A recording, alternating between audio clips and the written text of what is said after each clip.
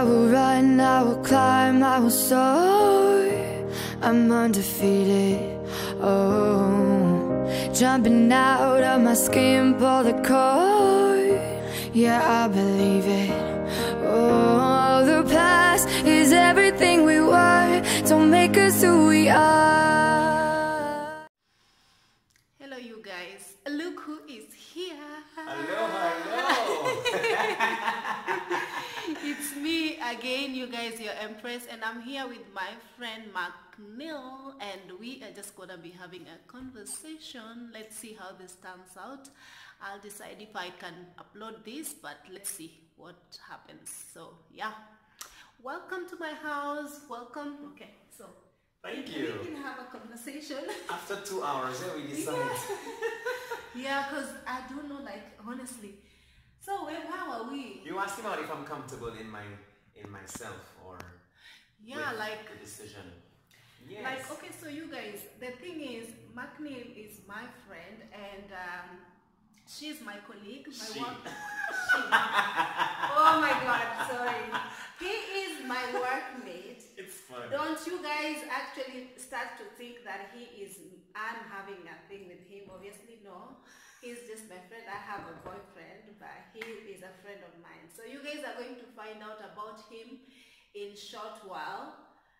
So yeah, tell me, McNeil. Yes, the question you were asking about, you were asking me, so are you comfortable in your skin? Yeah. Yeah, the Like, thing is, yeah. Go on.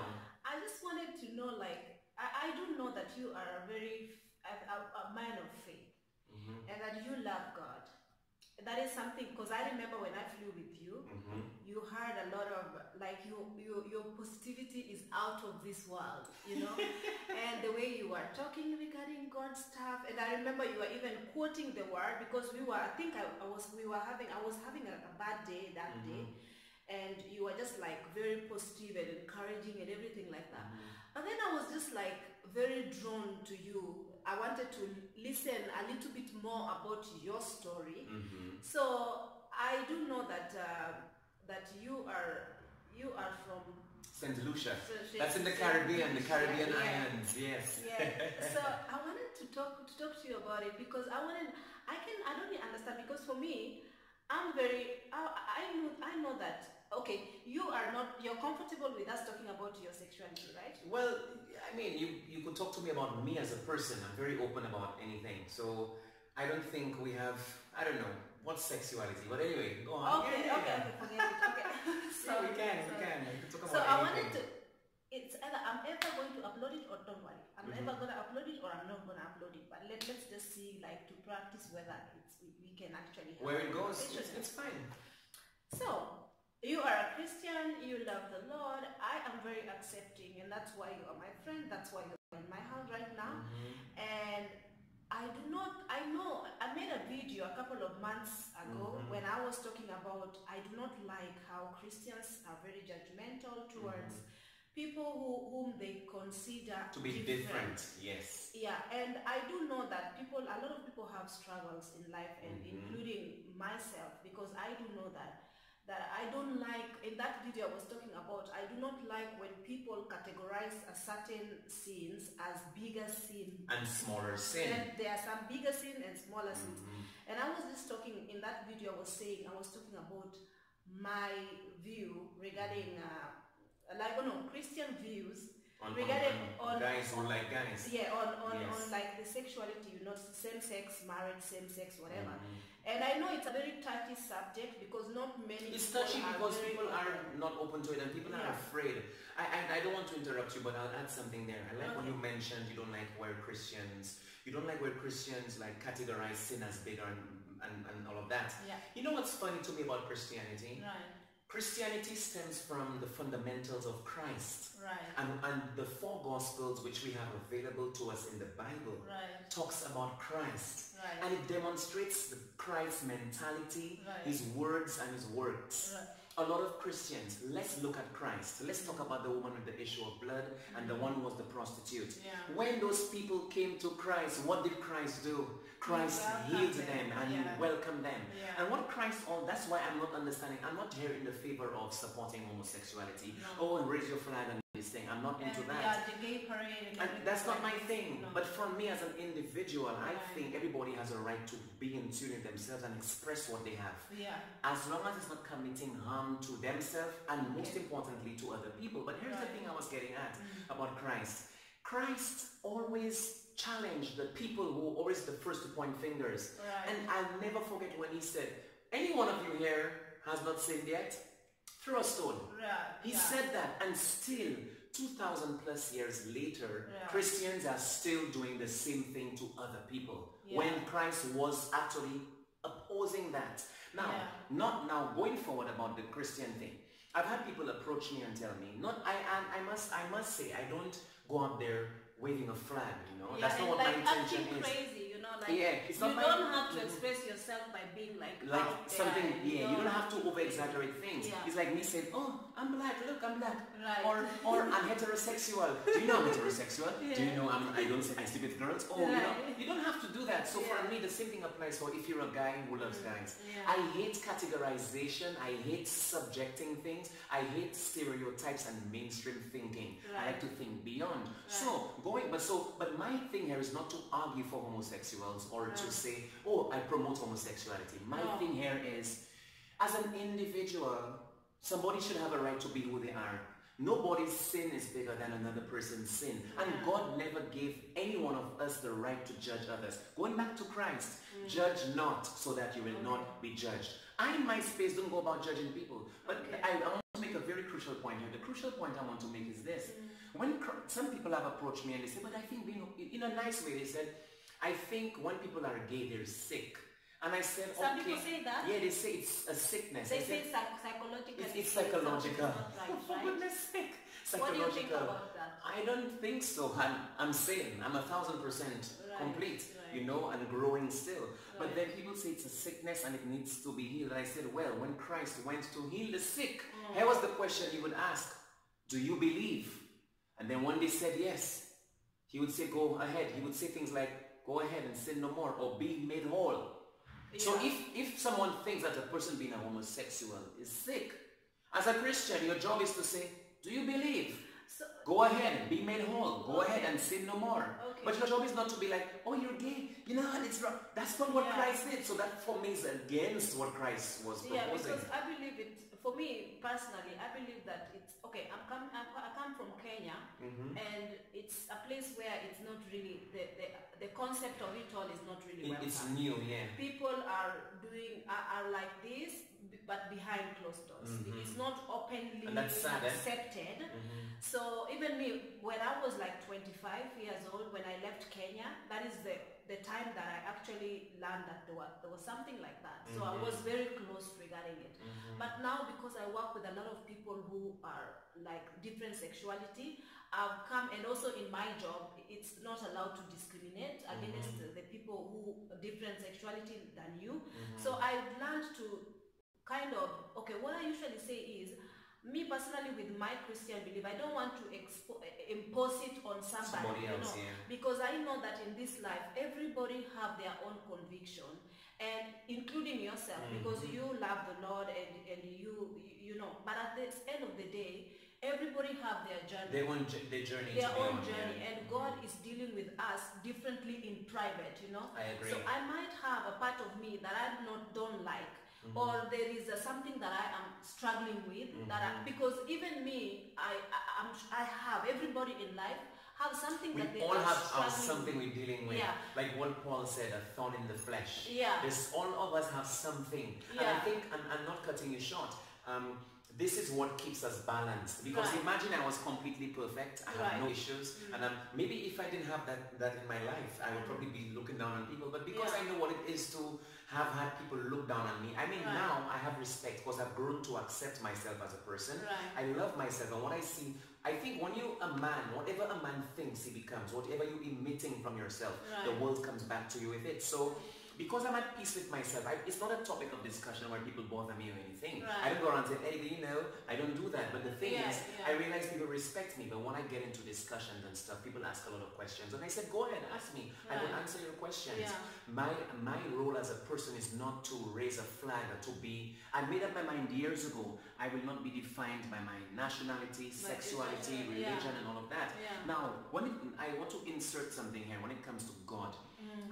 What I believe about God is so big and beyond. We cannot confine him to a space at a time.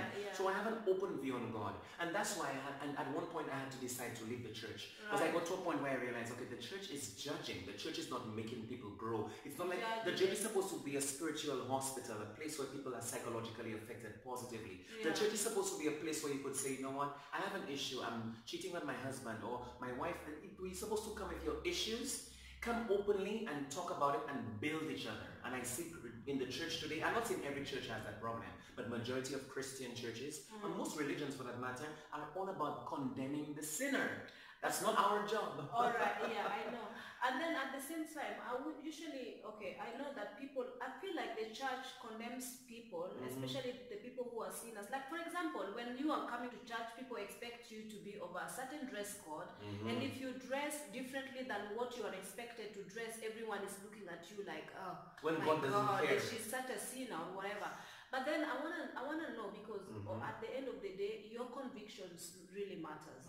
Because I know that for me, at the end of the day, when I go to bed and I lay down, if I feel 100% comfortable with my conviction and I feel like I'm on the right track. Peace within yourself. I'm on the right track, you know, because usually for me, if let's say I sin or I do something wrong, or maybe I was mean, or you know, I was, you know, I did something. There's a lot of sins that I can do, you know. And at the end of the day, I feel terrible, you know. Does it ever like occur to you sometimes that a lot of like, you are a sinner just like me. I don't believe that there is sin that is smaller than the other. You are a sin in different parts of your life, just the same way as I am.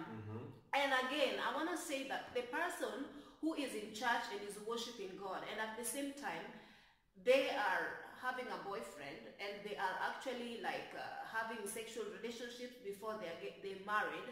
I know that the Bible condemns that. And I do not understand the reason why the person who is in there, because the church is categorizing a certain sin. What's preferential, what's not preferential. And I think, with all respect on your program, it's shit.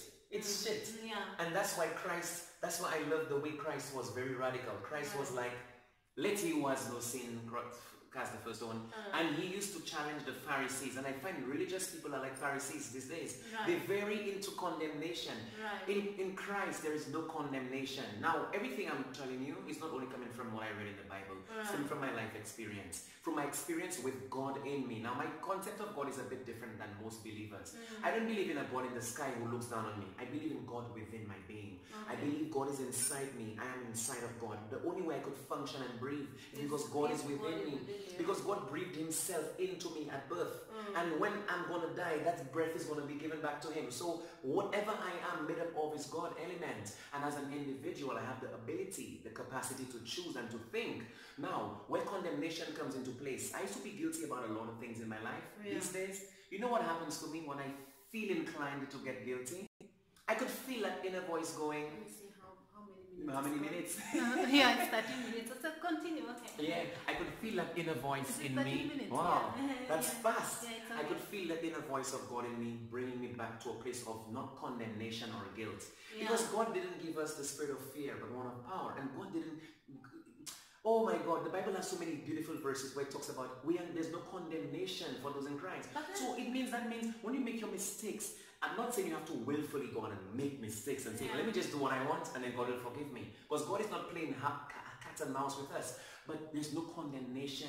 And it's written in the word, a righteous man falls 70 times and he comes up again.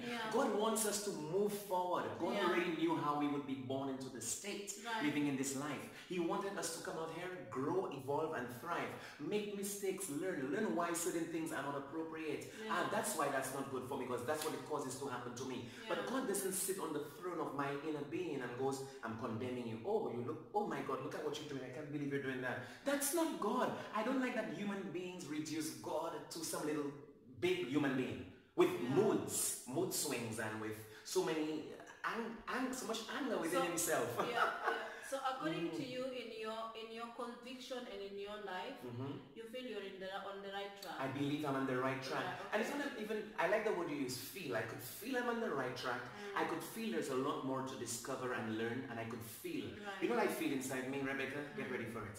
I feel God loves me. Oh, yeah. I feel God loves you. everybody, I feel right. God is love. Right. God is spirit, and God only wants his children to thrive and grow. Right.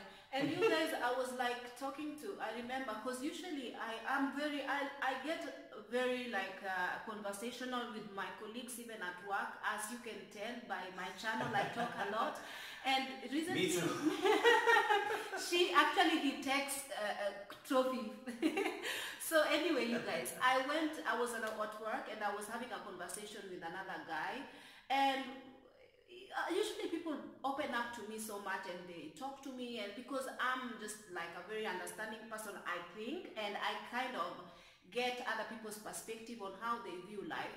I know I might not agree with McNeil's lifestyle, or McNeil might not agree with my lifestyle, but at the end of the day, that guy was actually asking me, because I was not sure how to address it, because he was being very touchy with me in the flight, and he was very nice at the same time, but he was just being too touchy. And then we were just talking, and then the topic of sexuality came into place. Then I asked him, do you have a girlfriend? Because you know, in our place of work, you might ask somebody if they have a girlfriend, and then they might get offended if they like boys.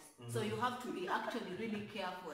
So I usually ask, do you have a girlfriend, or do you have boyfriend? Because although people ask me if I have a boyfriend, I'm not offended. I'm like, yeah. So I was asking him, and then he told me, actually, I do like boys, and I was so shocked, because there is no way you can tell, because usually I could tell, but this way there was no way you could tell. Then we were very open to each other, and we were just talking.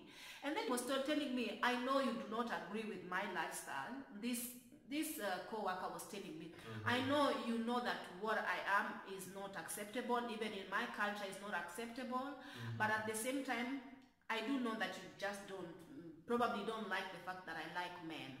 And then I was just like, what do you mean by that? Then I said to him, okay, listen to me. I do know, this is even what I want to tell to McNeil is that I have my own opinions regarding sexuality, regarding a lot of things in life, based on how I have my Christian upbringing and my understanding and everything. But at the same time, I do know that each and every person is an individual. True. Because they have discovered life for themselves. And at the end of the day, I know that I'm supposed to be witnessing and sharing the word of God with people and telling them about Christ and everything. But then again, he's come to the realization, he knows about God, he's come to the realization, God is working on him. And he knows exactly the path that he's taken. So he's an adult. I don't want to sit here and become very judgmental with him and tell him, oh, you're going to hell and this, and you're not on the right track. And this is not what I want to do, because this will be imposing my beliefs inside him, So long as he's the way he is, and he thinks that God is still working on him, I believe there is room. Like God is working on each of us. Yeah, exactly. And at the end of the day, Rebecca, you want to know something? And at the end of the day, and I want to say something that people should take, this is not just about sexuality or about anything. You have to be comfortable within your own self. You have to know what you are about, what you're doing, who you're being, and not apologize for it to the world. As long as within yourself. That's why God comes in. And again, my ideas about God is very large. So I'm not talking about the man in the sky. God within me and God within all life. This is why you have to become very conscious very early in your life of the existence, the flow of the creative energy we call God, with the Creator. When you connect on that level, your mind will open up. Your level of thinking goes from just a basic one to a more advanced level. And God communicates with you. And I'm not talking about God shouts from the sky to you. God talks to you from within. God will guide you. He'll give you signs. He'll give you abilities. He'll give you capacity. But what starts to happen is you get to know yourself better in relation to the world. As you get to know yourself, you become less sensitive about what people think. I cannot be going out there and being upset that people think what they want of me. I'm not even apologize about my sexuality. Right. I don't apologize, but I used to do that. And I understand why, because I wanted to be accepted by people. But I've accepted me, within myself. Sorry, before I put on the camera, you were telling me about how at first you were praying so hard and telling God to get it right out. That's my testimony there. And you just was crying and you felt something was really wrong with you and you were really struggling with the whole concept of you liking I couldn't accept myself. I was fighting the issue within myself. My religion, and keep in mind, I didn't grow up in a religious family. I was on my own from a little boy. I like going to church. I like to go in a church. I like to read the Bible. I have a Bible here. I have maybe 10. I love the Bible. I love praying. I love to talk to the Creator. I love life. I love God within me, And then I became part of a Protestant religion, singing and dancing, which I love. I learned about the power of the mind. I learned about David, and I used to read about David since I was 5 or 6 years old. I love that stuff, But anyway, what happened was I was starting to grow in relationship with God. And then I found the more I grew, getting closer to God, the more alive I became. But then there was that one thorn in my flesh, if you want to call it that, which was there. So I was conscious of it, and I'm saying, God, take it out of me. So for years I'm praying, God, please take this out of me, because I don't want it to ruin my relationship with you. Also, let me cut you short. Because also when you were in church, a lot of judgment. Although in my church, I cannot say I was put down. There was judgment from the pulpit, general judgment, but inside me I was suffering. But people used to promote me, and I must say I was... In my church, I have to give the credit that in my church, and for those who might end up seeing this from my church, I was not chastised or condemned as a person. I never brought that up. That's nice. Yeah, that was nice, because I never openly said it back then. God, if it is Kenyan churches, but here's the funny thing. They were chastising other people. They were chastising those who were open already. So I was afraid of that. So you find people who see my capacity and my ability. This guy will be used in a very significant way. So they will embrace me, trying to mold me. But I think they knew nice. it, but they used to stop, in a smart way, speak against it to me. So that's where the condemnation came. And then when I left, that's when the wood started to come out a little bit. And then people tell me, I heard what you're doing. And I'm like, what do you mean you heard what I'm doing? So by that point, let me go back to the point when I used to pray. So I realized I was growing in faith, and me and the Creator are getting stronger in relationship. And I'm saying, God, just take this out, because I don't want that to block us. And I don't want to burn in hell, according to the book. And then I did months. The book, you mean the Bible? Okay. And then months upon months, I'm fasting, genuine. I'm telling guys, watch me here. I'm fasting from my heart. A young man, fasting, praying, and asking to be prayed for. I had people praying on me, telling them, please help me with it. Like I had some of the ministers who in private I told. So they're praying for me, ministering to me, and I'm fasting and doing everything I can. God answers every prayer. He lifts me up. He takes me to new levels. And that's the only thing that's not coming out. Until one day I had to question. I said, so why God will leave what he hates in me? And he knows I want to go forward. It don't make sense. You prayed hard and you really just wanted to be free. And then I just wanted to be free. And then the time I became free, which is funny, is the time when I said, McNeil, it's time to come to peace with yourself. And I told God, I'm sorry that I've just the way you are. Yes. And I went on my knees and I said, I cried. I'll never forget that. That was about 15 years ago. I went on my knees, I cried. I said, I am so sorry that you're blessing me so much. You're flourishing upon me. And I am hurting myself, trying to fix something that's there. I cannot change. Now, that was another chapter of my story born, because now I have to learn to accept that in my life, because in my head, that cannot be real. Because my whole life I'm thinking it's wrong. And now to accept it as being normal was a journey by itself. And it's a long journey. And it took me years. And then I realized, I realized the frustration that I was getting. And then, you're checking the camera. 23, okay. And then all I could say to you is I reached that point where I made up my mind. I said, you know what? I'm going to accept me. But here's something that's interesting. People think everybody who has the sexual attraction to the same sex is just a condemned, nasty person who sleeps around. If you examine my lifestyle is not determined by a sexual, my sexuality. Yeah, you're not my reckless. my life is open.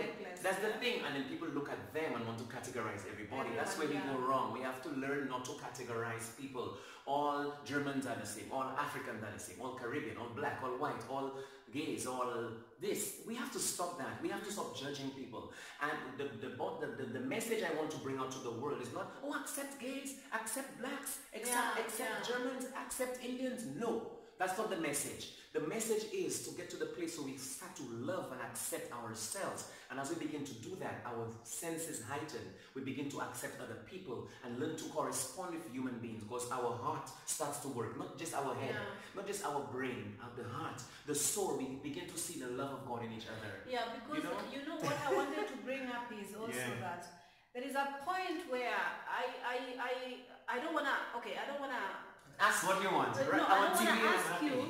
I don't want to ask you because I'm also trying to be a little bit more sensitive here, because I know I don't want to.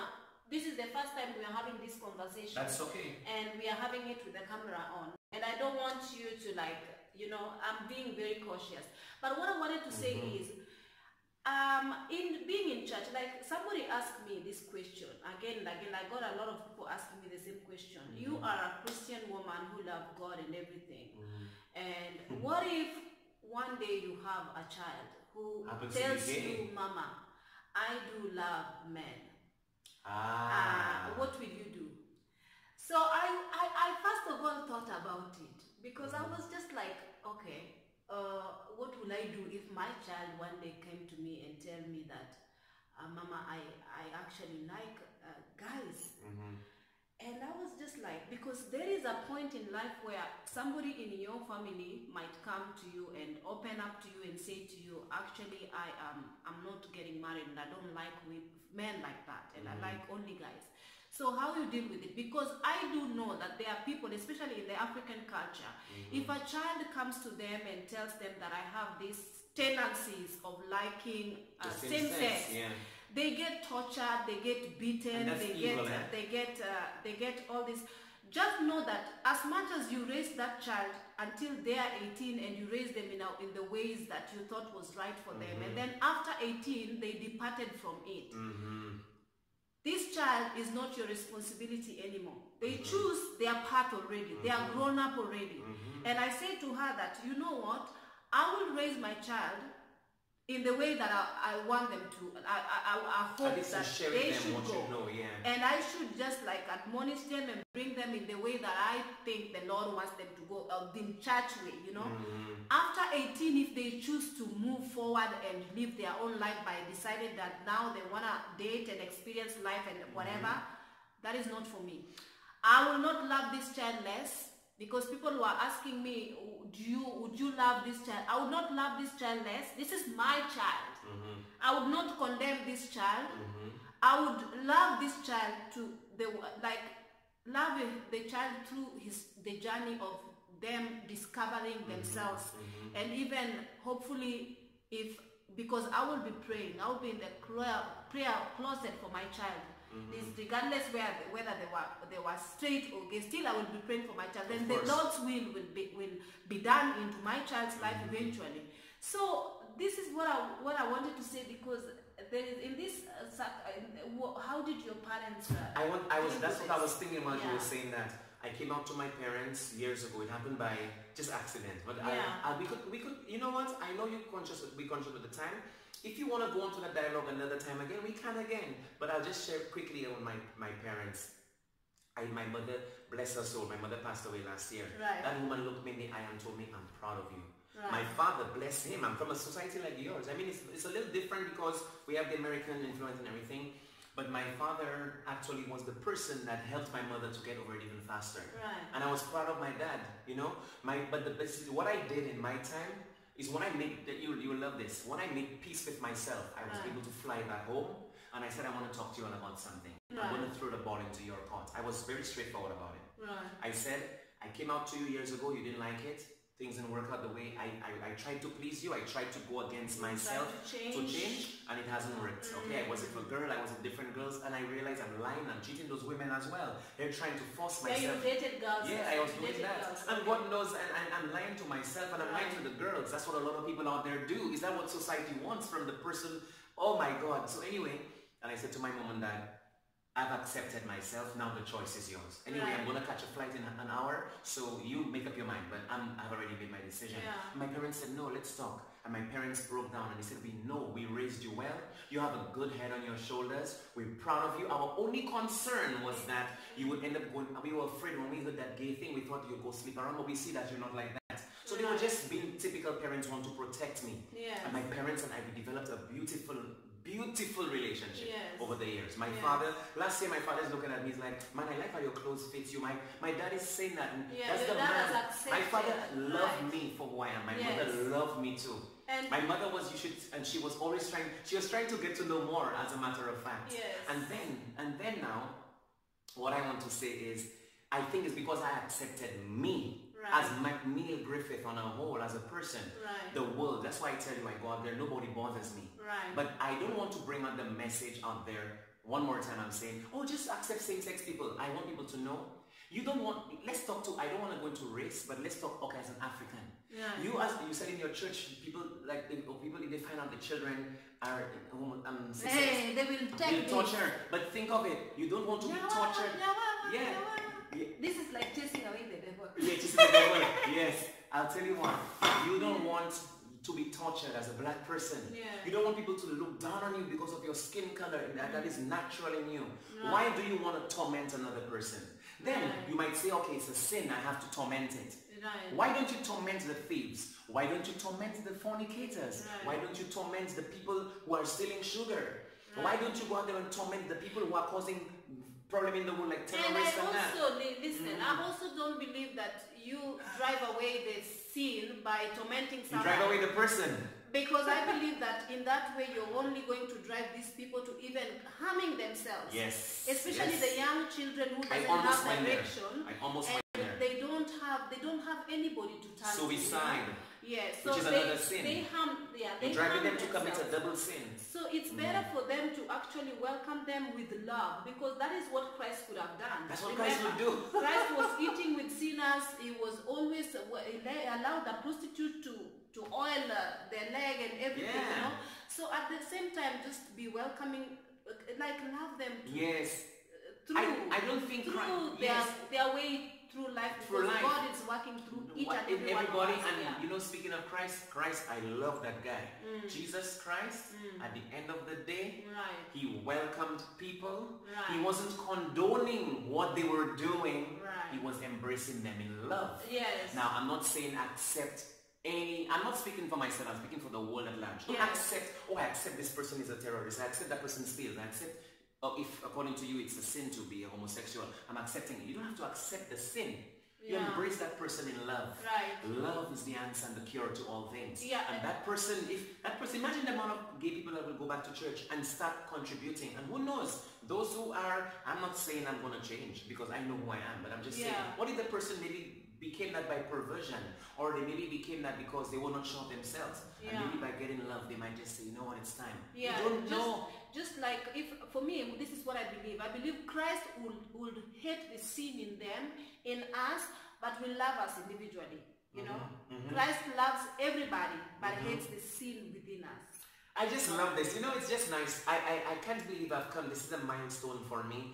I have never come to the point in my life where I spoke about this on a exactly. I was just like, wow. Even on my channel, I was thinking that eventually I'd bring and it in. Also, by the way, you guys, McNeil has a channel, and I'm going to just link it below on my videos. Welcome. So that you can go and check out some of his work. I know some of you will be like, oh, he's just coming because he wants views or subscribes and blah, blah, blah, blah. But no, you guys, he's actually my friend, and we hope you like this video. And actually, I'm gonna end this video here. And if you guys want part 2 of this video, please let us know so that we should do part 2 of it. And I'll see you in my next one. Bye.